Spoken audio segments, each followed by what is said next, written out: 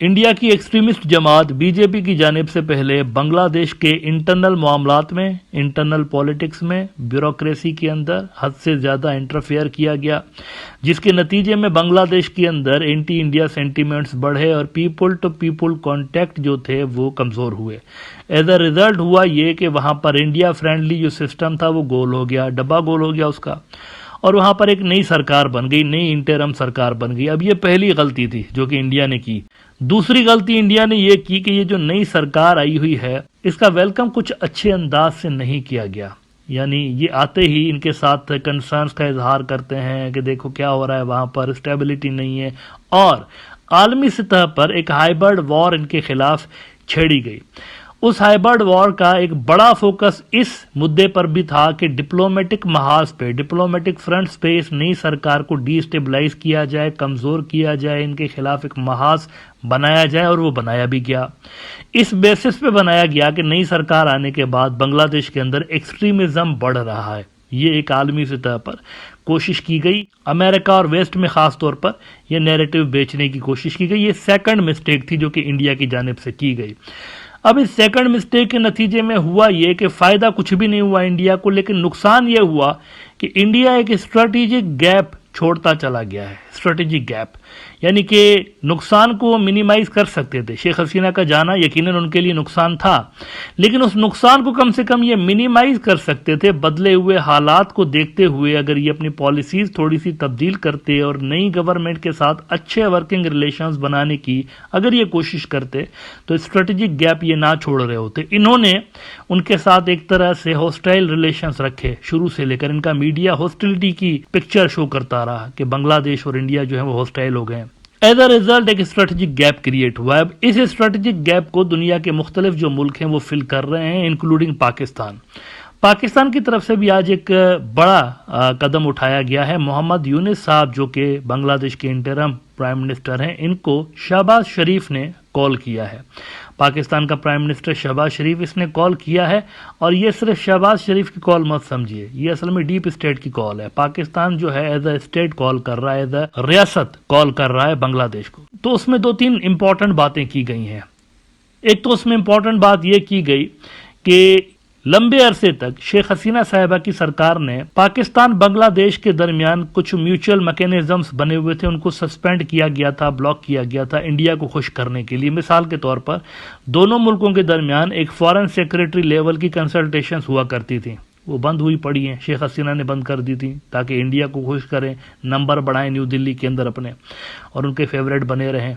और दूसरा, दोनों मुल्कों के दरमियान ज्वाइंट इकोनॉमिक कमीशन भी बना हुआ था, जिसके तहत दोनों मुल्क असल में ये देख रहे होते थे कि कहाँ कहाँ पर इकोनॉमी के अंदर कोऑपरेट करने की ज़रूरत है या मौका मौजूद है, अपॉर्चुनिटीज़ हैं, तो उसको भी ये कमीशन देख रहा होता था। ये दोनों जो मैकेनिज्म थे सस्पेंडेड थे।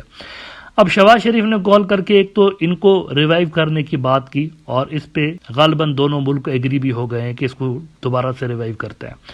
इसके अलावा एक रीजन के हिसाब से एक बड़ा फैसला किया गया है। दोनों मुल्कों ने यह फैसला किया है कि सार्क को हम रिवाइव करते हैं। ये दुनिया के सबसे पावरफुल तरीन जो ग्रुपिंग्स है उसमें से एक हो सकता है। अब देखें ना कितनी बड़ी आबादी को रिप्रेजेंट कर रहा है। 1 अरब 40 करोड़ तो इंडियंस हैं, फिर पाकिस्तानी और बांग्लादेशी आप मिला लें तो ये कोई 46-47 करोड़ बनते हैं दोनों के, और इसी तरह से फिर बाकी के जो ममालिक हैं उनको भी मिला लें तो बहुत बड़ा ग्रुप बन जाता है ये दुनिया का। तो दोनों मुल्कों ने, बांग्लादेश ने और पाकिस्तान ने, यह फैसला किया है कि सार्क को रिवाइव करने के लिए कोशिशें की जाएंगी। अब सार्क अगर रिवाइव होता है तो ये पहले वाला सार्क नहीं होगा। पहले वाले सार्क के अंदर India used to be a dominant player, और पता नहीं मोदी साहब को क्या सूझी कि उन्होंने एक दिन अचानक से इंडिया डोमिनेटेड फोरम, इस इंडिया डोमिनेटेड फोरम को खत्म कर दिया, सस्पेंड कर दिया। वजह उनकी लोकल पॉलिटिक्स थी, पाकिस्तान नहीं जाऊंगा। इस लोकल पॉलिटिक्स के चलते उन्होंने प्रो इंडिया फोरम को धबरदूस किया, और इसका नुकसान इंडिया को उठाना पड़ा है। तो दोनों जो मुल्क हैं पाकिस्तान और बांग्लादेश, इन्होंने फैसला किया है कि सार्क को हम रिवाइव करेंगे। इस रिवाइव शुदा सार्क के अंदर चांस इस बात का है कि चाइना की भी कोई ना कोई पोजीशन बनाने के लिए बहुत सारे मुल्क काम कर सकते हैं, क्योंकि इंडिया के अलावा जितने भी मुल्क हैं सार्क के, वो सारे के सारे चाइना फ्रेंडली हैं और चाइना को एक अच्छी नज़र से देख रहे होते हैं। तो यहाँ पर सार्क का रिवाइवल भी हो सकता है। दोनों मुल्कों ने ये फैसला किया है। بزنس اسٹینڈرڈ نے رپورٹ کیا ہے کہ Pakistan P M calls doctor Yunus eyes expanding economic cooperation with Bangladesh committed to revitalizing SAARC as top regional forum to boost ties among nations, Dr. Yunus says. Sharif expressed his willingness to provide support to the people affected by the floods in southern and southeastern parts of Bangladesh. He underscored the necessity to resume mechanisms like foreign secretary level consultations and the Joint Economic Commission between Dhaka and Islamabad. He also stressed the need to reinvigorate the SAARC process. تو یہاں پر آپ دیکھیں کہ وہ جو ایک strategic gap جس کی میں نے پروگرام کی شروع میں بات کی کہ مودی سرکار کے جو بھی فیصلے ہیں وہ ان کو پولیٹیکلی اندرونی سطح پر سوٹ کر رہے ہیں. ہندتوا کی جو ان کے فین بیس ہے وہ بائی کر رہا ہے ان کی اس بنگلہ دیش پالیسی کو, ہارڈ لائنر ہندوتوادی جو ہیں. لیکن یہ جو پالیسیز ہیں یہ انڈیا کے نیشنل انٹرسٹ میں نہیں ہے. یہ ایک اسٹریٹجک گیپ کریٹ کرتے چلے جا رہے ہیں اور اس اسٹریٹجک گیپ کو دوسرے ملک انکلوڈنگ پاکستان آ کے فل کر رہے ہیں, جو کہ انڈیا کے انفلوئنس کے لیے یقینی طور پر اچھی بات نہیں ہے. ویسے جب ڈاکٹر یونس صاحب پاور میں آئے تھے تو آپ کو یاد دلا دوں کہ انہوں نے جو اسپیچ کی تھی اس کے اندر انہوں نے یہ جو لو فار آل ملائز ٹوارڈز نن ایک پرانا منترا ہے عوامی لیگ کی فارن پالیسی کا, جو کہ بیسیکلی پالیسی ہی نہیں ہے. اگر آپ اس طرح کی پالیسی کرتے ہیں نا, نہیں ہم تو سب سے پیار کرتے ہیں, تو پھر آپ کنفلکٹ کیسے ریزالو کریں گے, ڈسپیوٹس کیسے ریزالو کریں گے؟ بھائی لو کے اندر تو کمپرومائزز ہوتے ہیں, ملکوں کے درمیان یہ چیزیں تھوڑی ہوتی ہیں. لو ٹو آرٹ ایسا تھوڑی ہوتا ہے. ملک جو ہوتے ہیں ان کے انٹرسٹ بھی ہوتے ہیں اور کنفلکٹ آف انٹرسٹ بھی ہوتے ہیں ان کے درمیان. جب آپ لو کی باتیں کرتے رہیں گے تو مسائل کیسے حل کریں گے پھر آپ؟ تو ڈاکٹر یونس نے جو غالباً پہلی اپنی اسپیچ کی تھی اوت لینے کے بعد, تو اس کے اندر یہ چیزیں انہوں نے مینشن ہی نہیں کی تھی. اس کو بھی نوٹ کیا گیا ہے انڈیا کی میڈیا کے اندر کہ یہ تو بات ہی نہیں کی انہوں نے لو ٹوارڈز آل والی, بلکہ ان کی اسپیچ اگر آپ کیئرفلی سنیں تو اس کے اندر میوچل ریسپیکٹ اور میوچل انٹرسٹ اس قسم کے ٹرمز انہوں نے استعمال کیے ہیں کہ ہماری آپ سینسٹیوٹیز کا خیال رکھیں بنگلہ دیش کی تو ہم بھی رکھیں گے آپ کا. اس طرح کی کچھ باتیں انہوں نے کی ہوئی ہیں جو کہ ایک بڑا بیلنسڈ اور ریئلسٹک اپروچ آپ کہہ سکتے ہیں فارن پالیسی کے حوالے سے ہے.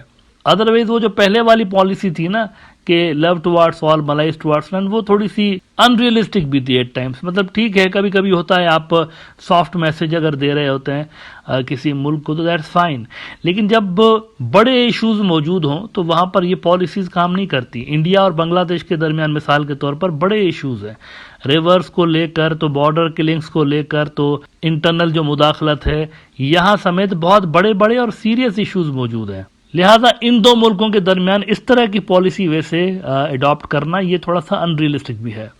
ناؤ دیکھنا یہ کہ یہ جو اتنا بڑا ٹاسک دونوں ملکوں نے ڈیسائیڈ کیا ہے کہ اچیو کرنا ہے پاکستان اور بنگلہ دیش نے, کہ یہ سارک جو ایک فورم ہے اس کو ریوائیو کرنا ہے. یقینی طور پر ریجن کے باقی تمام جو ملک ہیں وہ ان کو سپورٹ کریں گے اس آبجیکٹو کے اندر, کیونکہ سارک سب کو فائدہ دیتا ہے, سب کے لیے بینیفیشل ہے. میں ابھی بھی سمجھتا ہوں کہ جو کووڈ آیا ہوا تھا کچھ سال پہلے, اگر سارک فورم ہوتا نا تو کووڈ سے نمٹنے کے لیے یہ فورم بڑا افیکٹولی استعمال ہو سکتا تھا. لیکن یہ بڑی بدقسمتی ہے کہ اتنا امپورٹنٹ فورم جو ہے اس ساؤتھ ایشین ریجن کا یہ مودی کی سیاست کے بھینٹ چڑھ گیا اور اس کی افیکٹونیس لمبے عرصے تک ختم رہی. لیکن اب بھی اگر یہ جب ریوائیو ہوگا تو یقینی طور پر اس کو ریزسٹنس کا سامنا کرنا پڑ سکتا ہے. انڈیا ڈیفینیٹلی چاہے گا کہ ان کا جو پہلے والا یہاں پر اثر و رسوخ تھا سارک کے اوپر وہ برقرار رہے, لیکن یہ پاسبل نہیں ہے. آج کی جو گراؤنڈ ریئلٹیز ہیں وہ ڈفرینٹ ہو چکی ہیں ساؤتھ ایشیا کے اندر. اب انڈیا پرائمری پلیئر نہیں ہے یہاں پر جسے پہلے ہوا کرتا تھا, اب وہ ایک سیکنڈری پلیئر بن گئے ہیں. چائنیز انفلوئنس یہاں پر کافی تیز ہو چکا ہے اور ممکن ہے کہ یہ جو سارک کے باقی ممالک ہیں وہ چائنا کو بھی سارک کے اندر کسی نہ کسی طرح سے کوئی رول دلوانے میں کامیاب ہو جائیں. اور آنے والے دنوں میں سارک کا جو گروپنگ ہے یہ سارک پلس میں بھی کنورٹ ہو سکتا ہے. جیسے برکس بنا ہوا تھا, لمبے عرصے تک برکس ہی رہا, لیکن پھر اس نے ایکسپانڈ کیا اور یہ برکس پلس بن گیا. اسی طرح سے سارک آنے والے دنوں میں سارک پلس بھی ہو سکتا ہے.